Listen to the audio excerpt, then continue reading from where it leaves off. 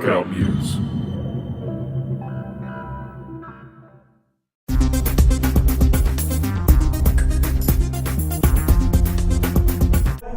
I love to start with 50-10s. 50-10, right? 5-to-1 work to rest, but if you have non-competitive exercise that you're alternating between, we can make it work. I get a 4-minute rest before I come back to that exercise 1. But at the same time, am I doing plyometric push-ups in 50 seconds? No. Probably not, okay? So those movements, they're basically moderate intensity loads and exercise selections, okay? Let's go through right now a 50-10 workout. Joe, I'm going to borrow you again, okay? So we've got level 1, back pillar. Okay, let's walk it through. So back pillar progression, I want you to start with the knees bent, hands on the floor. Level 1, knees bent, extend the hips. What do you see between his knees and his head? Straight line. Squeezing the glutes. For people that can't get in this position, don't have the shoulder mobility, what do? Upper back, basic hip extension. This is kind of level 0. Come back down to show that. Hands on the floor, toes to the shin. Relax the hamstrings. What I don't like about this, what do you think happens when people do this? You can cramp up in their calves and hammies. Pull the toes back, wake up the shins, relax the calf hamstring attachment. This is what's going to get them cramped up, okay? Level 2, let's go back to that back pillar. Let's change the lever now. Let's extend the legs. So let's say the hands on the floor. But get the legs straight out in front of your body. Okay, toes to the shin, straight line. Level 3, come down to the forearms. Okay? Tight abs, tight glutes, maintain it. So 50 seconds, 10 seconds off. Let's go to the next exercise. That was our what dominant? Hip. Okay? All equipment free. Let's go to the push-up now, push-up position. Level 1, static. Tight abs, tight glutes, straight line, slight natural arc in the back, engaging the glutes. Level 2, keep those arms extended straight. Okay? Level 2, we're doing do this slow. We're doing a Spider-Man climb. Climb. Okay? So he's going to take his heel, keeping that good hip position, no flexion here. Bring that heel to the outside of your hands. Kind of stick it down for a count, get that good stretch. What are we squeezing to relax the hip? Joe, he's got a nice butt too. Wow, this is great. He's got a snack, okay? He's like Robert. He puts A lot of stuff's going on. Right now. Okay, he comes back and we'll just alternate legs. So, what I love about 50-10, especially in the beginning, what are we working here all at once? Hip mobility, core stability.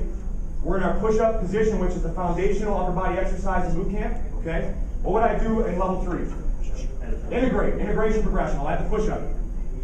Tight abs, tight glutes. You can do a push-up after each leg. That would be harder. You can make it easier by going a push-up after 2 legs. Not as many push-ups. Okay? Let's go exercise 3. Okay? We worked our lunge progressions, right? If I want to do walking lunge, what do I start with? Static. Static, stationary. Level 2, progress from reverse lunge to forward lunge. Level 3, walking lunge. Okay? Show me a nice walking lunge. The great thing about this is actually it's both the knee and hip. I believe it's called an accelerated hip dominant exercise. He's coming through, step out. This glute is pushing us through. Okay? What would I do to make a stability progression? I could go my arm progressions overhead. I could do another kettlebell, right? Asymmetrical.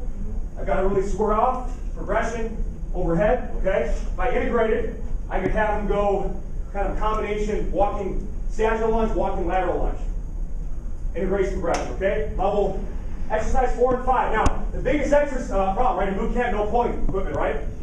I'm not going to sweat it. You know, it's like you try to, like I used to think, let me just have to really fast bent over rows, you know? All right? Let's just admit we can't make it like we can when we have equipment, but what I'd like to do is get some sort of scapulothoracic movement. I love side pillars for this, floor slides, wall slides, any sort of bent over YTW, all variation. Those are great to get that going. So let's look at a side pillar. Okay, again, the left side pillar. We start short lever. Bend the knees. Okay, right here. He's going to raise up. What can we use to make this easier to get a good cue where the chest should be? What did Mike talk about? Wall. The wall. Okay, so I can be a human wall. You partner train, get here, raise up. Okay, this would be level 1B. Joe's a little anxious, okay? Chest out.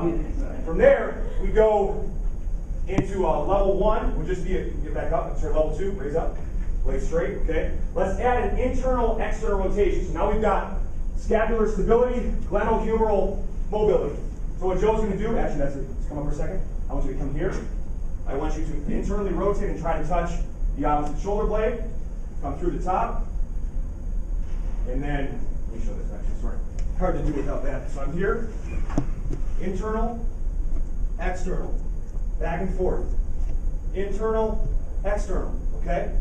Working again, mobility, stability, and I'm working that area of the body. It's not a true row, but I'm getting those areas worked. Exercise 5 is the other side, okay? Let's go through it, feel it out. Now, 50-10s are endurance. It's conditioning. It's low-level, high-skill rehearsal. With new people, Tabata squats with new people, they get set, it's like 5 seconds down. They brace their hips, 10 seconds down. They haven't done a rep.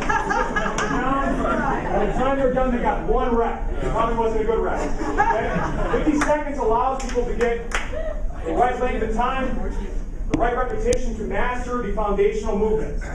All right? You're going to feel muscular burn. When we do 15-45s, we're not going to feel muscular burn. We're not going to be able to breathe.